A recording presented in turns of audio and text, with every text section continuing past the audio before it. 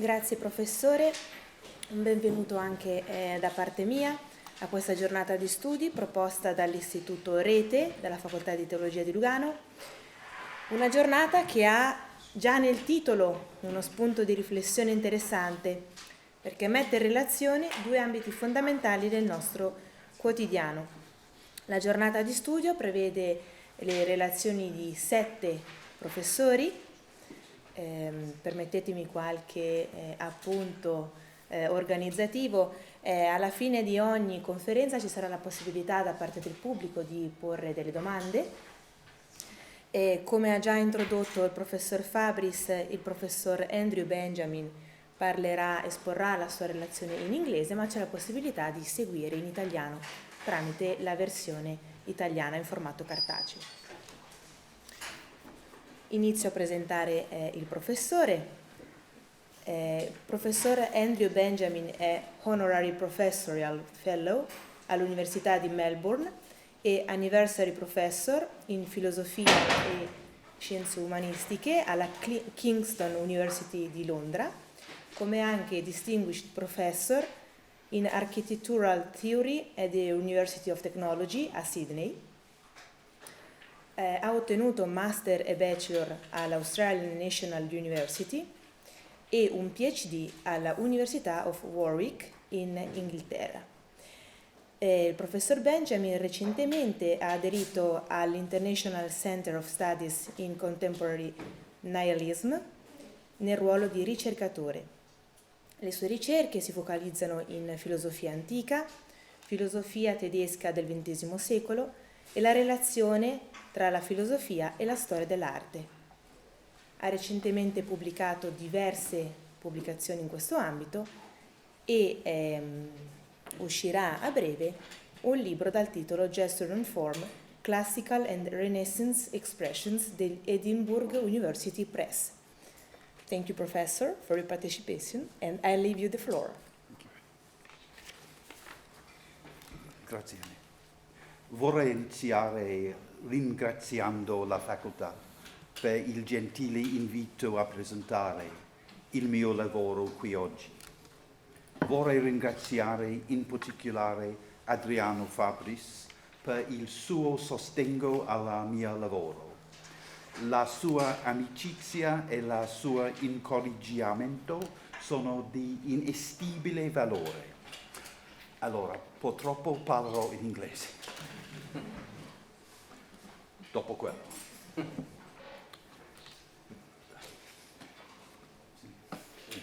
The project of this lecture is to show that once the image is attributed centrality, an attribution that, given the primacy of the digital today, cannot be resisted, then the nature of interpretation and the ontology of the interpreted object become importantly different.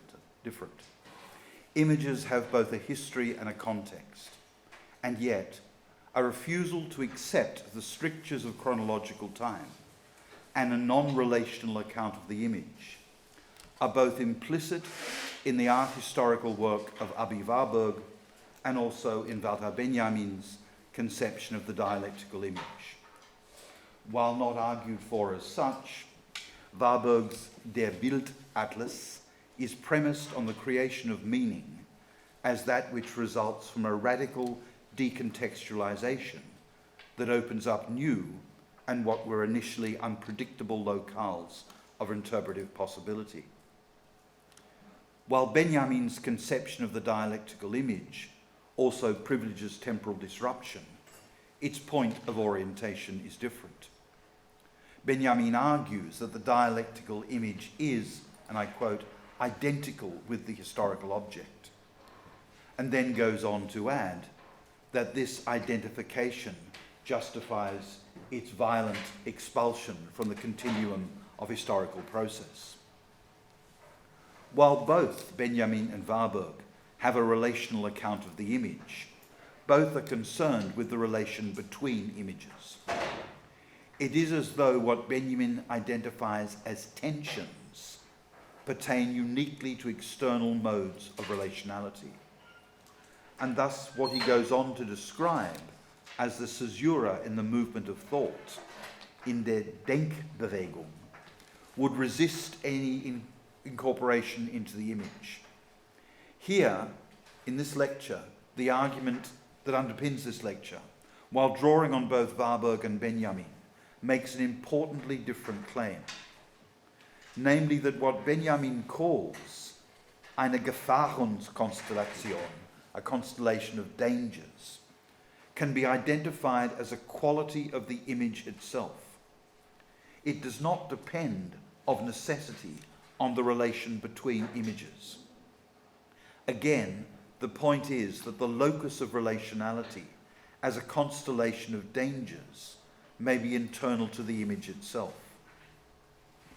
Hence, when Benjamin writes of the awakening of a not yet conscious knowledge of what had been, this can point to moments within the image that in being rescued, the rescue, die Rettung, allows the image an afterlife.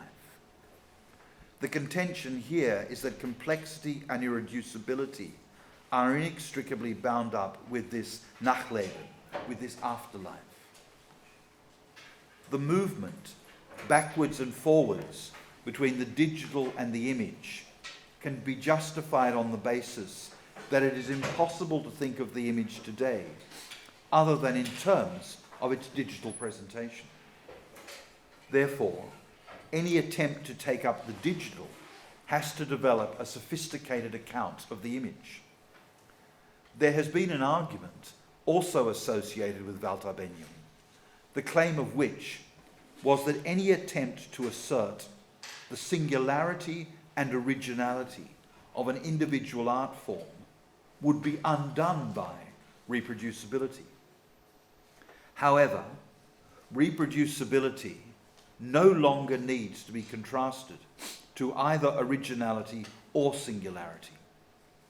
Rather, the reiteration of images occurs as much within the realm of the digital as it does in regard to the presentation of the same images in books, as it does to any reference to the original. An image now is a series of movements between all of these, between all three.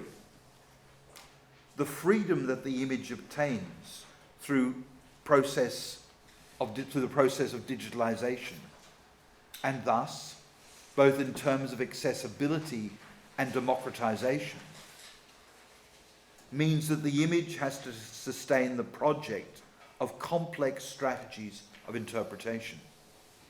There is, of course, a wonderful irony in the fact that the digital image actually contains depth.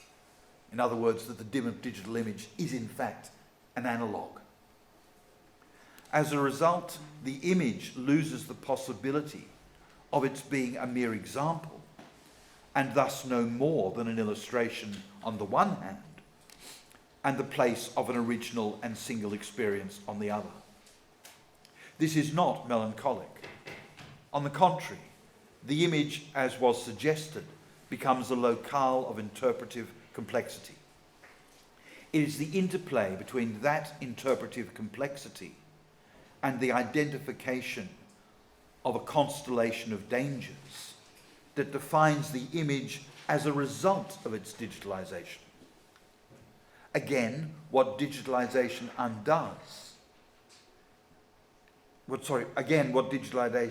does is undo the oscillation between original and reproduction. That particular binary is therefore no longer germane.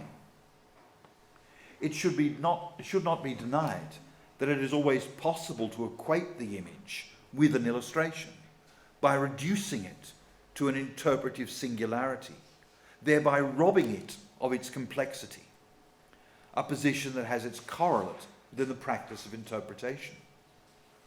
There is, however, a countermeasure, namely that acts of interpretation can reinscribe and recover both complexity and irreducibility, such that the image, the quality, thus ontology of the image, is reconfigured as a result. The uncovering of a complexity within the image shows in what way the image is the site of tensions that are able to resist forms of unity, even if the enforcing of such forms structures the dominant interpretive traditions. It is precisely this sense of the image that allows for the presentation of what will be described here as the recovered truth of Genesis 2:4 to 3:24. That particular portion of the Hebrew Bible is taken to be the setting in which original sin first emerges as a defining characteristic of human beings. And yet, there is no direct mention of sin in the Hebrew Bible, let alone of such a conception of sin providing a constitutive origin. Nonetheless, the addition of sin and shame, which coalesce as part of a reading of the text in terms of what comes to be called the fall, go on to organize the representations of Adam and Eve's expulsion from the garden in both Renaissance and classical art, as well as the history of philosophy and theology from at least Agostino onwards. It is as though these representations reinforce the attributed position in which the human being is cast as fallen. These images, in what is now the realm of the digital, harbour a tension in which, despite the centrality of sin, the other possibilities that were always present in Genesis are constrained to appear. What this means is that ambiguities and moments of potential disruption in some original complexity within foundational religious writings can figure in images, even though the project of philosophical and theological commentaries is often to void or excise those very complexities. As has already been intimated, the move to the digital allows for a different hermeneutical register, and in addition, a different understanding of the connection between image and text. In the final part of the lecture, this argument will be developed in relation to two images of the expulsion. One that occurs in Masaccio's frescoes in the Cappella dei Brancacci in Florence, the other in Nicolas Chaperon's engraving of one of Raphael's paintings in the Loggia of the Vatican.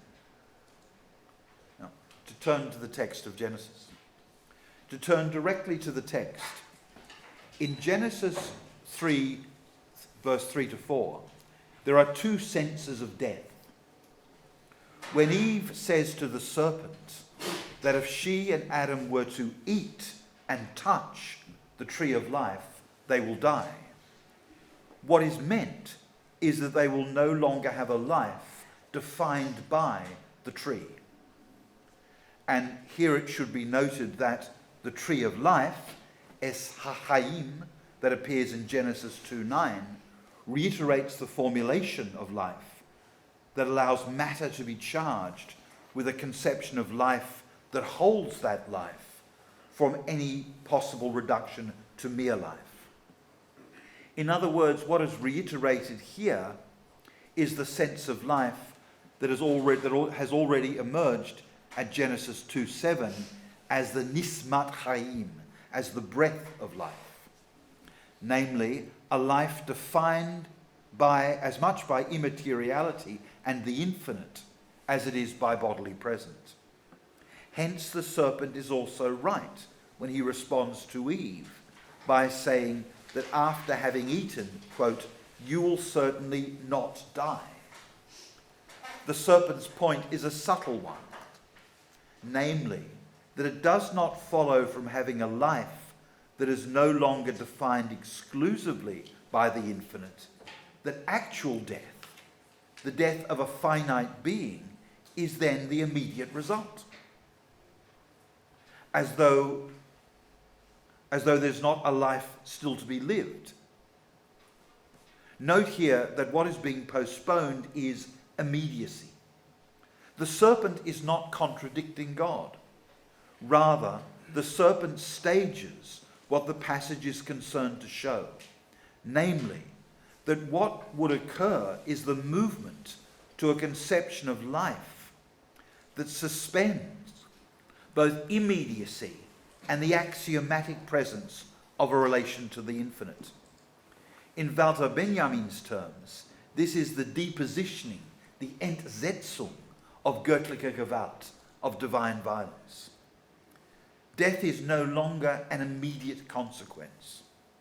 Rather, as will be argued, human life is reconfigured in this passage. Life becomes finite. That is, mediacy's continual engagement with a specific sense of the infinite. What is presented in these verses is therefore a movement to an understanding of life as finitude. The move from immediacy to mediacy is essential here. Hence the point made by the serpent that fundamental to finitude is a knowledge of right and wrong. This makes finite being ka Elohim, like God.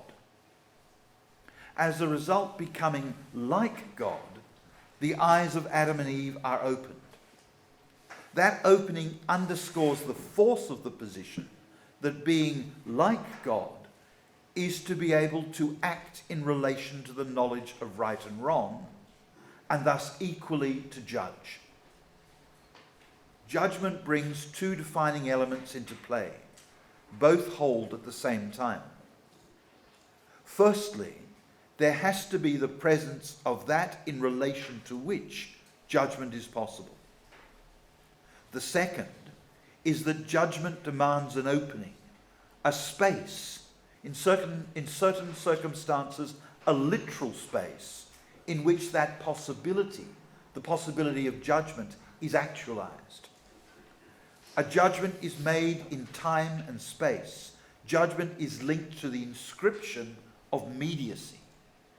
Moreover, mediacy and finitude demand that the body return.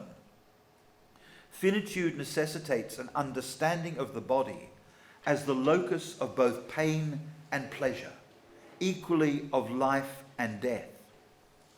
Adam and Eve's shame, whether warranted or not, is the result of their having become finite beings. It results not just from seeing each other, but equally from being each other's other. They are positioned as selves, thus as themselves, in responding to the gaze of the other. Of its many determinations, the interplay of finitude and mediacy is equally a spatial relation. Within that relation, the ground of judgment will always have to be located. However, the actual presence of the spatial allows for the possibility that such a setting, the setting of mediacy, may appear in an image. As a result, the image would then present a specific determination of the spatial. It would be a determination that called on thought. One of the engravings that accompanies Agostino Ferentili's 1574 commentary on his own translation of Philo's La Creazione del Mondo is of Moses receiving the law.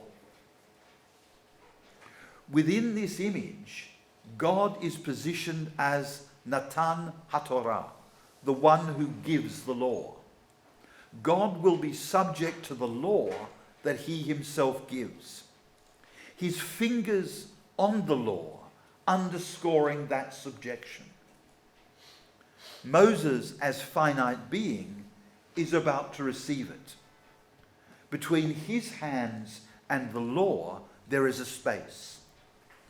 God's presence surrounded by clouds indicates not only the infinite nature of the law, but also the open space of infinite negotiation with the law. What is seen, therefore, is a space of mediation. the presence of that constitutive space, hence again space as a form of spacing, what Derrida called espacement, exerts a demand.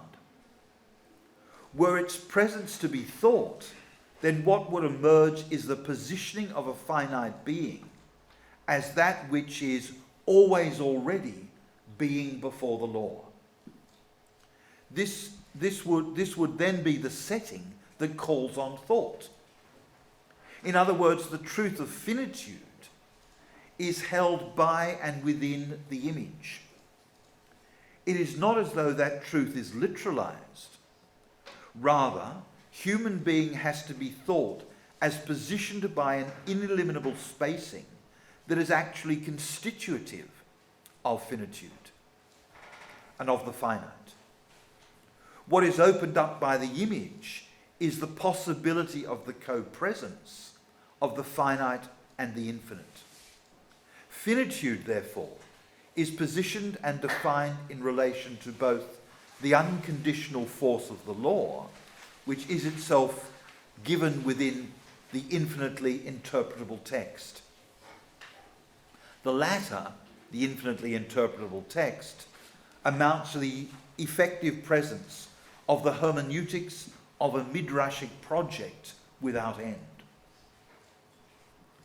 Even though it is often assumed that the image brings a sense of immediacy into play, and while this is always possible when the image is no more than an illustration, that is, when it is subordinated to a singular formation, the claim here is that the opposite is the case. The image contains the capacity to refuse the very immediacy that it is taken to invite. Images, and this is the challenge created by the growing primacy of the digital, have to be seen within the iconoclasm that undoes the projected immediacy that often attends images. What is at stake in Genesis 2:4 to 3:24 is neither sin nor shame in any direct sense. They are contingent possibilities that attend the presence of immediacy, in which finite being, human being as finite being, obtains. How then is the other possibility to be understood?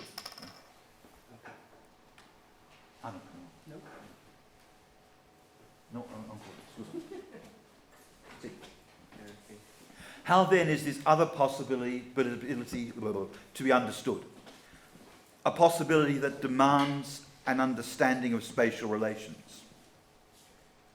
As will be seen, a certain spatial impulse in Dante provides the way ahead. Dante's question to Adam in Paradiso 26 is clear. He asks in relation to God's anger, la propria cagion del gran disdegno. The answer is linked to the identification of a threshold condition. Adam's long exile, which can be equated with the constitution of finitude, was the result of a trespass. Dante writes, O figlio mio non il gusta del legno, fu per sé la cagion de tanto esilo, ma solamente il traspasso del segno. What il traspassa del segno is literally, in English, the trespass of the sign. What is in play is a limit condition. The segno is a boundary. The refusal of a law. The law is as that which is immediate and acts immediately, creates the setting in which an endless negotiation with the law delimits human finitude. Moreover, the law that enters into life, into finite life, life as finite. The act of trespass resulted in the creation of the distinction between the finite and the infinite by creating the domain in which human finitude defines human being. Tasting, il gusta, is distanced here, though in Paradiso, elsewhere, tasting reappears. For example, in Paradiso 32, it is an adito gusto, that results in humana specchia tanto amaro gusta. Note that in Paradiso 26, however, it is precisely not il gusta del legno that is central for Dante. For Dante, in this instance, the creation of an exilic condition is linked to the presence of a boundary, and thus equally to a threshold, a soglia. It is this threshold condition, its inscription into texts and images, that allows as much for the possible connection between sin and finitude as it does their separation. While a certain interpretive project will insist on the absolute primacy of sin, precisely because within that tradition, sin cannot be separated from trespass, and thus from the presence of a boundary, what will emerge from the images to be considered is the way in which the boundary, as the threshold condition, is continually reinscribed without any reference to sin. While it will always be possible to ignore the threshold condition, that possibility can be undone. That undoing can occur because of the necessity of the threshold's condition's inscription into images of the expulsion. In other words, to the extent that there is an interpretive engagement with that condition, this then means that the attribution of immediacy and a projected singularity onto the image gives way to mediacy. It is the presence of mediacy that allows the threshold condition to sustain itself as a constellation of dangers.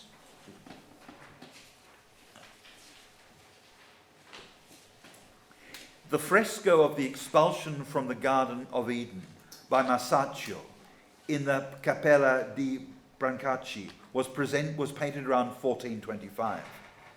The work has attracted significant scholarly commentary, a great deal of which is concentrated on the gestures of Adam and Eve.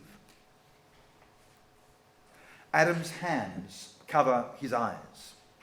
He is holding his head.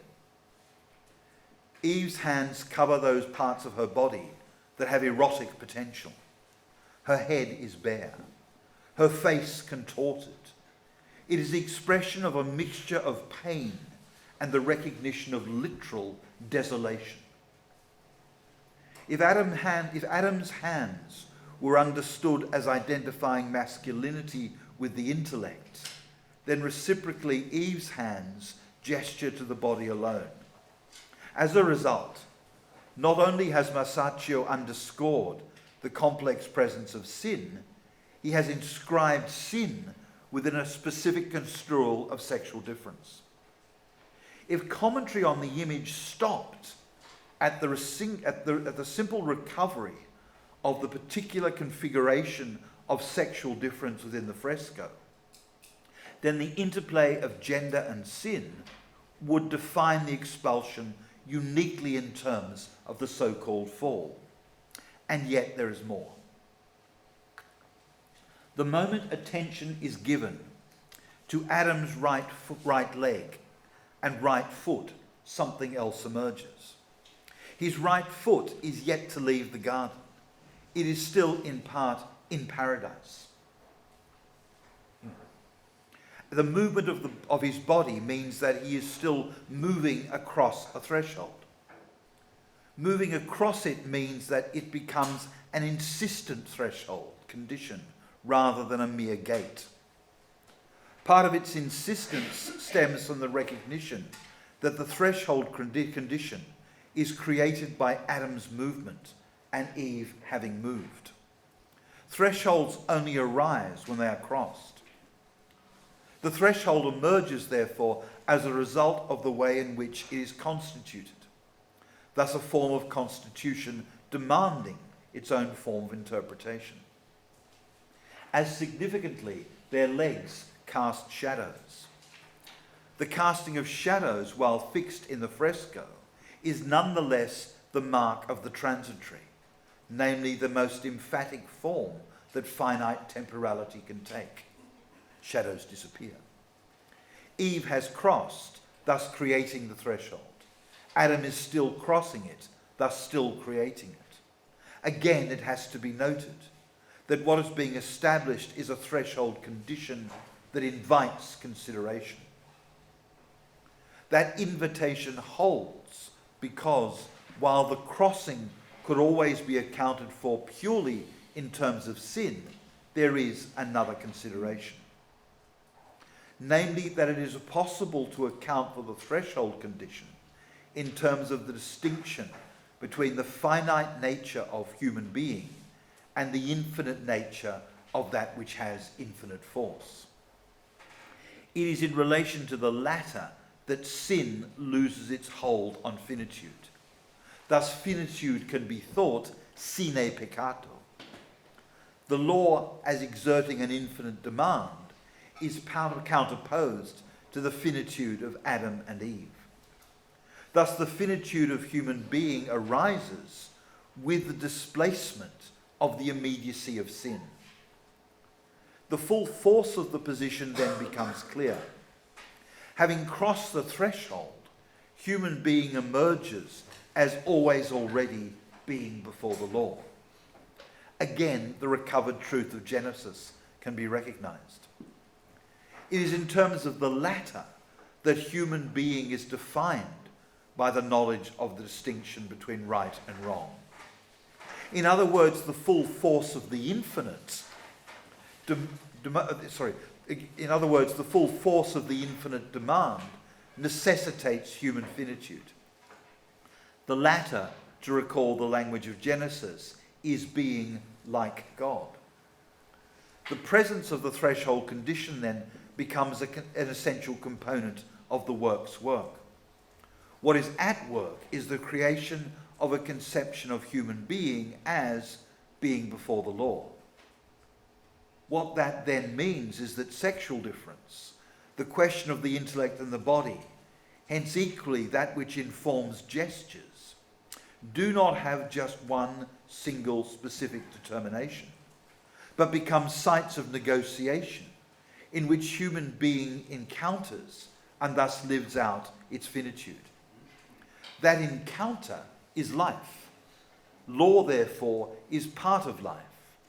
Within that setting, death cannot be separated from finitude. Lives end. Life is finite. However, both life and finitude can be emphatically separated from sin. While Augustine, in the De Civitate Dei, concedes the presence of the relationship between the body and death, that relationship is based on a sustained displacement of any concern with the possible singularity of finitude. Augustine refuses a link between the body and death as a potentiality, which then would have been captured by the use of the future, moritorum, in the following formulation: corpus quidem moritorum propter peccatum, by quoting, in Latin, Romans 8:10, corpus quidem mortum propter peccatum. For Augustine, the body is already dead. However, the already dead body is the result of sin. While there may be an equivocation in Augustine in regard to the temporal determination proper to the body's death, the present as opposed to the future, what continues is the link between sin and death. Masaccio's fresco, therefore, contains elements that cannot be reconciled. Even though it is always possible to link sin and finitude, it is equally possible to hold them apart. What that means is that the image resists reduction to a singularity. While Augustine's text presents the necessity to think finitude in relation to sin, indeed there is no alternative, the image harbours an irreducibility in which the polarities that define finitude suspend any possible axiomatic relation to sin. Those polarities create a setting that is not merely semantic. It is not just a question of meaning. Part of the argument has to be that the link between sin and finitude is an addition to the biblical text. This can now be seen. This is the power of the image. While it is possible to maintain this addition in such a way that it singularizes the text, once it is a question of presenting the text in an image, then the necessity to incorporate the threshold condition within the image undoes the necessity of any link between sin and finitude. The polarities that define finitude come to be staged. If Walter Benjamin's conception of the dialectical image can be understood as operative within a single image, then this is a clear example. The Stillstellen, the standstill, to use Benjamin's terms, is the presence of these polarities. Precisely because it is a dialectical image, it is, again to use his formulation, saturated with tensions. While those tensions can always be refused, they emerge and can be recognized as such when conceptions of linear time and what Benjamin referred to as the order of succession are themselves undone. The crisis, therefore, is not of the form, nor is it delimited by the relation between images. The crisis is in the form itself.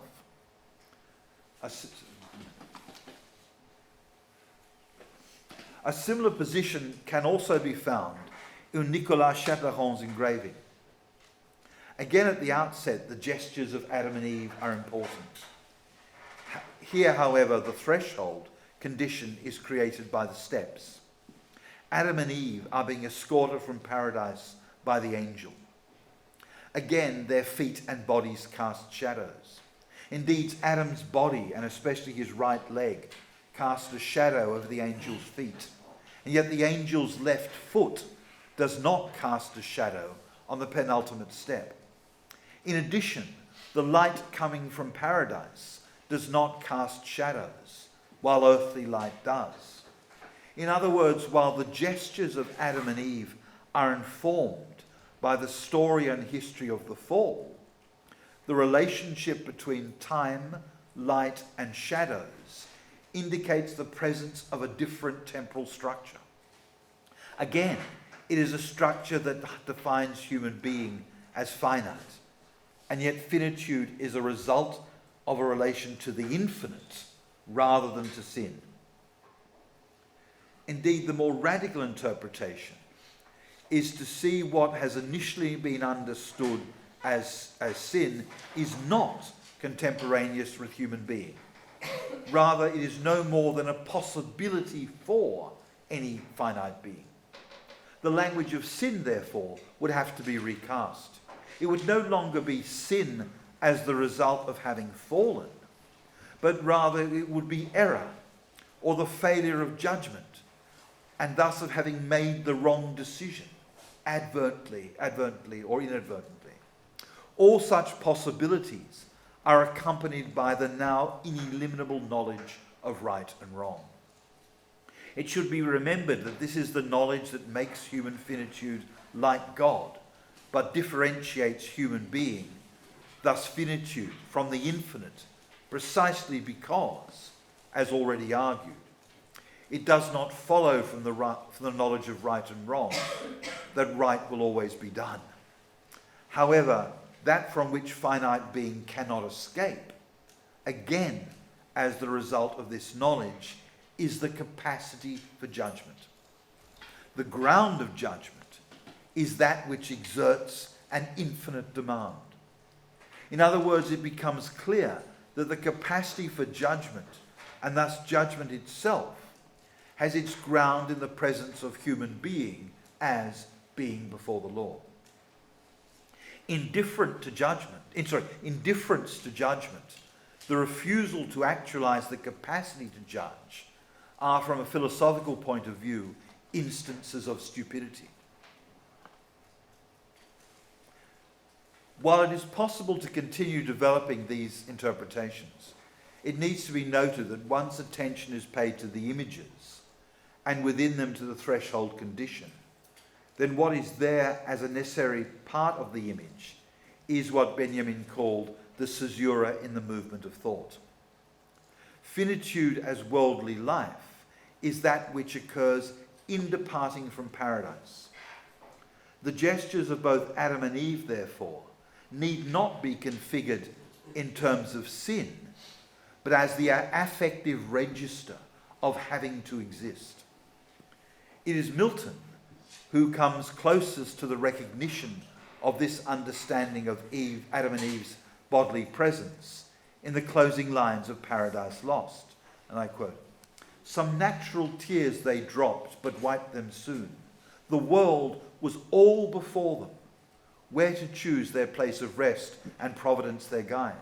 They hand in hand with wandering step and slow, through Eden took their solitary way."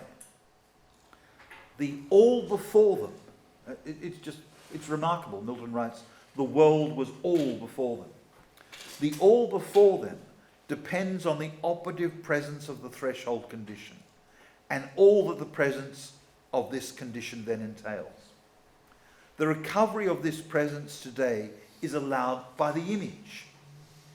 Indeed, it is the interplay between images and texts occurring within the realm of the digital that plays a fundamental role in resisting immediacy and maintaining productive relations between mediacy, finitude, and judgment.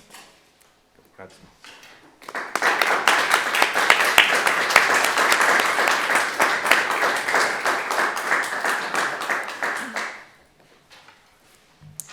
Grazie professore di questa prima relazione che ci fa entrare nei temi fondamentali che troviamo in continuazione nel mondo digitale, come giudizio, come medialità, finitudine, ed è molto importante anche quando dice professore che astenersi dal giudizio è anche forma di stupidità, soprattutto a livello filosofico, ed è quello che troviamo anche in un mondo digitale dove l'immediatezza non ci permette a livello di tempo di produrre un giudizio costruttivo che possa permettere una relazione produttiva. Abbiamo il tempo delle domande, un dibattito dopo questa relazione. Se ci sono domande da parte del pubblico, prego solo di alzare la voce in modo che possa essere anche registrato. Prego, professore. Thank you very much, Andrew, for your wonderful presentation. Yes, it's true, you're right. Images are ambiguous. Therefore, they require interpretation. Ambiguous, even digital images. But this is my question. Images are ambiguous because they were created by human beings. And this ambiguity depends on this creation. Today, however, images can be created by a program automatically. ChatGPT, for example, creates images. The image of the Pope with cloth, white cloth. Do these images, independent images, independently created, need also these images, need interpretation? This is my question. I think the answer has to be that no matter how an image is created, that ontologically it's a locus of interpretive possibilities. And if you remember the wonderful story by Borges, where he has a map that he wants to make the map as accurate as possible, and ends up with a one-to-one map of the world. In other words, that the notion of absolute commensurability is absolutely impossible, or its possibility results in something that is absolutely impossible. So once we move away from the idea of a one-to-one relationship, both as an image and as an idea, then no matter how something is created, it becomes a locus of interpretive possibilities. The trap is, because digital images bring with them the idea of immediacy, that we think we should use the concept of immediacy to understand them. Now, it's true, I don't know whether any of you are old enough to remember a film called Blow Up by Antonioni, in which the truth of the image is recovered by going deeper and deeper and deeper, blowing it up and blowing it up and blowing it up till finding a body lying there. You can't do that with a digital image. You can only do that with an analog image. But that's a technical aspect in describing the distinction between an image made of pixels and an analog image. A pixelated image has no depth. It is pure surface. An analog image has depth. That's a technical claim, which is true. But it doesn't follow from that that a digital image doesn't allow for in-depth interpretation, differences of interpretation. In other words, the concept of the analog, in other words, depth, different distinctions, dispute, are just as germane to a digital image as they are to a so-called analog image. But we are seduced into thinking, because of the immediacy of the digital, we are seduced into thinking that immediacy is the concept in terms of which we should interpret images. And I suppose part of my argument is to make the claim that that brings with it a whole set of consequences. Thank you very much. Thank you very much, Andrew, for this penetrating plaidoyer for the necessity of the interplay between images and text. As far as this interplay is concerned, you interpreted it as the work of words interpreting images. But in my sense, there is another meaning of this interplay, which is the combination between words and images. After all, in Jehovah's image, he indicates with his finger some written words. Yeah. And in our digital environments, the interplay, the combination of words and images is the dominant element. So what do you think about this other meaning of this interplay? The presence of the word with the image, inside the image. Yes. Look, that's a extremely good question, and there are many ways in which one can answer it. There's there are often, especially in Renaissance art, there are often words written into text, often the signature or just words in general. Late medieval art will often have words explaining when, for example, in Lorenzetti, in the frescoes in Siena, there are words written in to explain who people are, the characters. So there's that. This image, which is to me central to everything I do, is fundamentally important, because what becomes interesting is that this notion of God as Natan HaTorah, as the one who gives the Torah, that the law to which he himself is subjected, means that what's going on here is a locus of negotiation. And so the words become that in relation to which nothing literal can be said, in the sense that there is no one-to-one correspondence between the word and its meaning. And if you go to if you think about what happens when Moses destroys the golden calf, when Moses destroys the idols, what he's destroying is the idea that meaning the meaning of something is directly commensurate with its representation.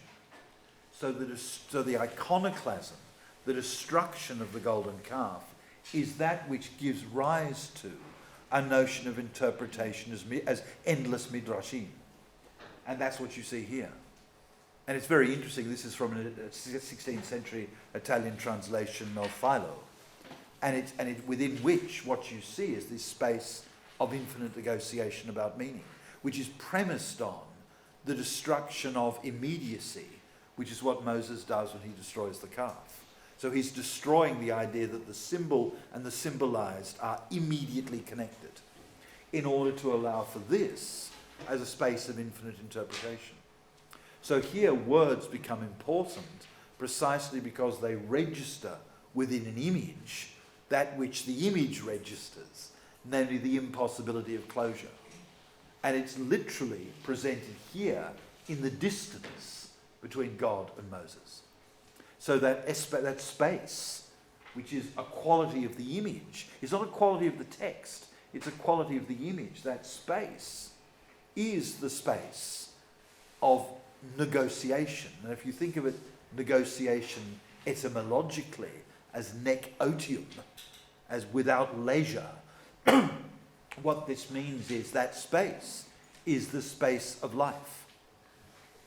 Because otium is not life. Life is la vita, as Arendt says. It's the vita activa. So that space between them is, ironically, the space of life, held within an image. So the truth is, ironically, in the image, not in the text about the image. And so I think what the digital allows us, so I can now bring this up, because we live in a digital world. So images now have a persuasive force in ways they've never had before, all the last 10 years. It's remarkable. I can do what Warburg dreamt of doing. Oh.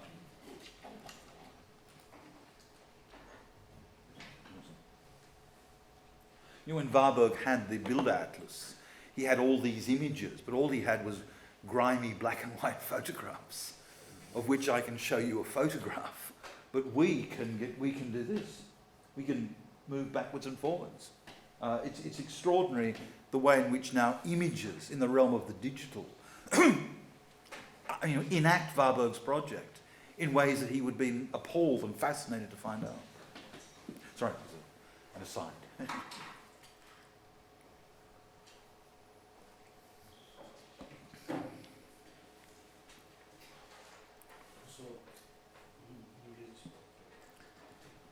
Thank you very much, Professor Benjamin, for this wonderful presentation. And at least 3 questions, if you allow me, and quickly for a little because it's going to take a few minutes. My first question relates to the second paragraph in your presentation, which I'm quoting from, and it concerns the argumentation associated with Walter Benjamin, and quoting from the first page. When you say the claim of which was that any attempt to assert the singularity and originality of an individual art form would be undone by reproducibility, yes, and so on.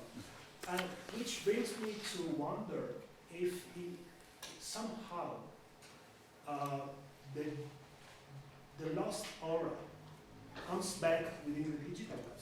Absolutely. And if we can talk, and if it makes sense at all, to talk about the digital aura, a reincantation of images. Yeah. This is my first question. Yeah. Sono d'accordo. Oh, sorry. And which leads me to my second point, which is namely where you discuss that iconoclasm, which apparently you are proposing as one of the main theses of your paper, and I'm quoting from its at the end of the second paragraph, I guess. And you say, allow me to quote, the image contains the capacity to refuse the very immediacy that it is taken to invite. This is, for me, very important as regards digital images, as you said, answering to Professor Famas, because digital images, they bring about some kind of realism, because they are more real than real in some sense. So they ask to be taken seriously, at face value. And they demand some kind of immediacy. Yeah. So, But you are maintaining no. We need to take a stance and bring back some space for negotiation of meaning, Sure. also in relation to. Just let me answer that. Yeah. And then we'll come. I mean, where this comes from, and it's so interesting, your first question. Where this comes from, again, it's my generation. Where this comes from is a response to the work of Roland Barthes. Barthes' very famous paper, Le Troisième Sens, and his book SZ, which is an analysis of a Balzac short story. Barthes always, and Barthes' work on photography in general. When Roland Barthes said, look, you have denotation and signification. And then he more or less says, is that all? And then he comes up with this notion of signifiance, namely that there is something in the text that is not explicable on the level of denotation nor connotation, but there is another quality. And just to be personal for a moment, I think one of the very first academic articles I ever wrote was an attempt to say exactly what you said far more eloquently, namely that Benjamin's notion of aura is the Nachleben, is the afterlife, and it's exactly what Barthes means, grosso modo, but by signifiance. And that notion of something that's in excess of signification is a quality of any image. Now, Barthes, who I love, makes it very personal. I don't want to do that. I want to say that actually images, ontologically speaking, have a necessary irreducibility. Whether they're digitally created or just photographs, which we can show digitally, that's the quality of an image. But I can just say that, but what I tried to show, looking at the Masaccio and the Chaperon, is you actually can identify the moment within an image in which its tension appears. And again, philosophically speaking, what that then shows you is that the philosophical project that was associated with the name of Derrida, namely deconstruction, is operative on the realm of images. So while the image of the fall is actually all about sin, because the solier, the threshold, has to be inscribed in the image, and because it's the solier, the threshold, that undoes the automatic relation to sin, that tension is there in the image. And it's much more, so while the history from Agostino onwards will read Genesis in terms of sin, there's no mention of sin in the text. Now, how do we say that? Well, we go to the image and look at the tension to show that, sure, you can talk about sin if you want, but you don't have to. You can talk about the threshold condition and finitude. And that's the tension within the image. So it's not a question of right or wrong. It's simply showing that images are it's not simply a semantic claim. It's the ontology of the image is such that the tensions that comprise the traditions in which we work, the traditions in which we work are loci of tensions, of polarities. Those are reproducible or there in images. Thank you very much. Yeah. And Finally. this tension has an iconoclastic nature. Yeah, sure. And I think and I'm a great believer in the notion of iconoclasm as that which allows you to have a non-imagistic conception of the image, which sounds oxymoronic, but it has to be the case. If we think that images are immediate, were we to make that mistake, then we would have an imagistic conception of the image. We need a non-imagistic conception of the image. And that's what I think Roland Barthes was trying to do when he wrote about those Eisenstein stills in that paper, Le Troisième Sens. I mean, he doesn't put it that way, but I see Barthes as being the first thinker of an iconoclastic theory of the image, a non-imagistic conception of the image, i.e. one that resists immediacy. And what we should do is resist immediacy, because immediacy is fundamentalism.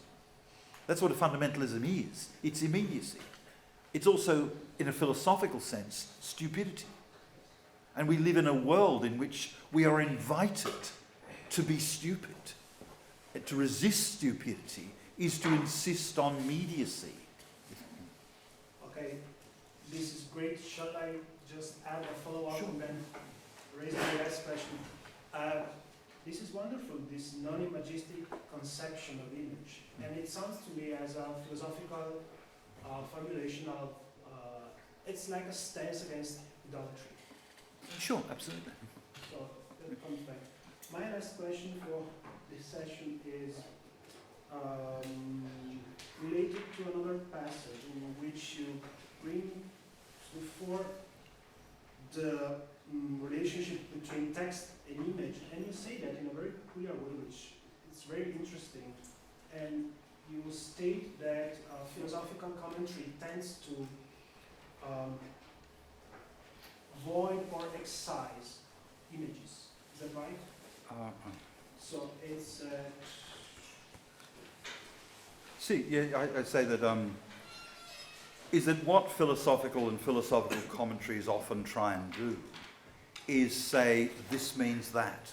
So you try to empty. Yeah. And what I'm trying to do is to say, but hold on. What if we allowed the complexity to reign, R-E-I-G-N, to endure? What if we allowed complexity to endure? What if we had to, so if we go back to,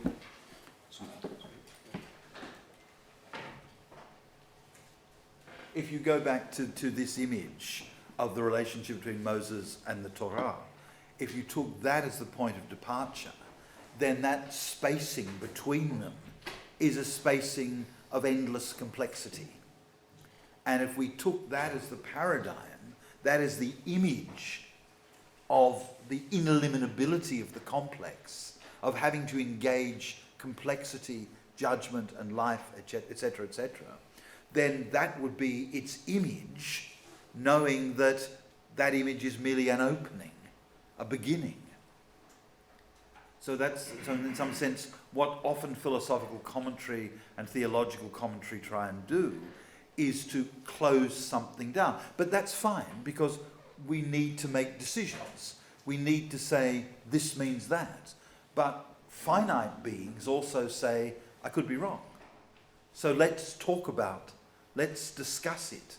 Let's think about that in relation to which judgment is being made. So this, and you can see that even though I've not used her name, I am the student of Hannah Arendt. This is exactly what she means by, in my opinion, this is what she means by both plurality and the space in which one lives plurality is that space between the law and finite being. And the law could be God, or it could be Immanuel Kant. It's sort of, on one level, it doesn't matter. What matters is that which has universal force. And if you think about that for a moment, let's say, as I'm sure we all are, let's say that one is, an anti-racist or an anti-sexist. And let's sort of say that I don't do racism or sexism. And then someone says, yeah, but what about on Tuesday? Surely you could be a racist on Tuesday as long as you were an anti-racist the rest of the week. Or I could be a sexist every day but Fridays, because why not be a sexist on Friday? And you'd say, well, no, that's an untenable position. If it holds at every moment. So in other words, it holds as a claim that has unconditional force. There is no moment at which it's okay to be racist or sexist. Doesn't mean we don't make mistakes, but it means that at no point in time can you suspend the hold of that infinite demand. Okay? That's what this is about. This is the negotiation with a finite being's negotiation with that which has, this is Levinas if you like, an infinite demand. And that's the image of it. Now what that then means is another question. But we can now show the image of the infinite demand much more powerfully because we live in a digital realm than we could before, when it had to do with, simply working with text. There is something about, ironically, the immediacy of this that undoes immediacy, namely the non-imagistic conception of the image.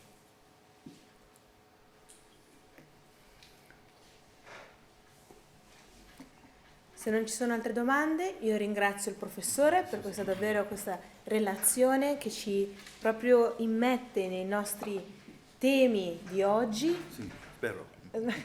Assolutamente sì. Adesso abbiamo un piccolo momento di convivialità, un coffee break qui nel foyer a fianco. Vi chiedo di tornare in aula tra circa un quarto d'ora, 20 minuti, per poi affrontare la prossima relazione col professor Lorenzo Cantoni. Grazie.